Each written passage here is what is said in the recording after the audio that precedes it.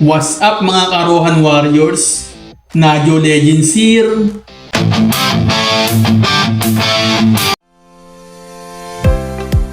What's up mga ka-Warriors? Nadyo Legends here! Welcome back sa channel. Sa video natin today, pag-uusapan natin ang isa sa mga hottest topics sa Rohan to ngayon. Kung paano mag-farm ng reward efficiently, kumita ng mas maraming Ruby X, at ma-maximize ang inyong profits gamit ang Leon farming route, gamit ang Dark Earth character. Kung gusto nyong lumakas habang kumikita ng valuable rewards, para sa inyo ang guides na ito. Bakit mahalaga ang reward farming? Ang reward farming ay isa sa mga best ways para makakuha ng resources at mapataas ang overall valuable ng inyong account.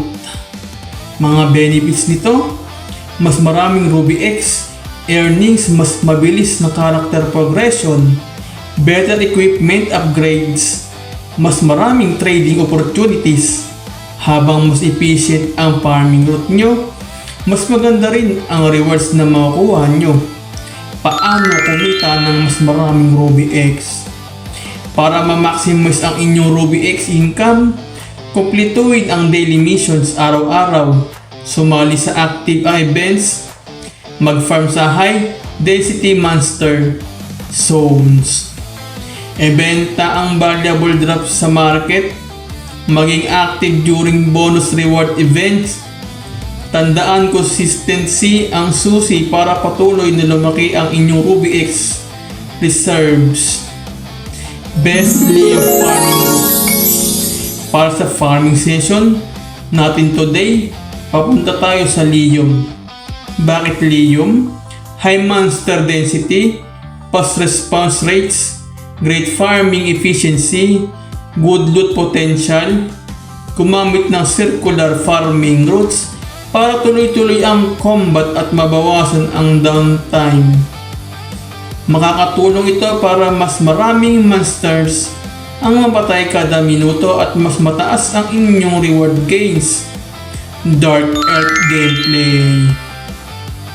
Ang Dark Earth ay isa pa rin sa pinakamalalakas na farming classes dahil sa fast attack speed, strong area damage, excellent mobility, efficient monster clearing. Kapag nagpa-farm sa Leon, subukang magpasama-samahin ang mga monster at gamitin ang inyong AoE skills para mabilis nilang maklear. Mas mapapabilis ito ang experience gain at tataas din ang farming efficiency nyo. Farming tips: bago kayo magsimula, regular na i-upgrade ang inyong gear. Magdala ng sapat na potions, i-activate ang lahat ng available buffs, sumali sa party kung crowded ang farming area. Bantayan ang inventory space kahit maliliit na optimizations lang. Malaking tulong ito sa mas mahabang farming sessions. At yan ang ating reward farming guide para sa Rohan 2. I-comment ninyo sa baba kung gaano karaming Ruby X na ang na-earn nyo at kung anong farming route ang pinaka-effective para sa inyo. Don't forget to like, subscribe at pindutin ang notification bell para sa mas marami pang Rohan 2 guides, gameplay, videos at update videos. Good luck sa inyong farming at magkikita tayo sa susunod na ating adventure. Nadyo Legends is out!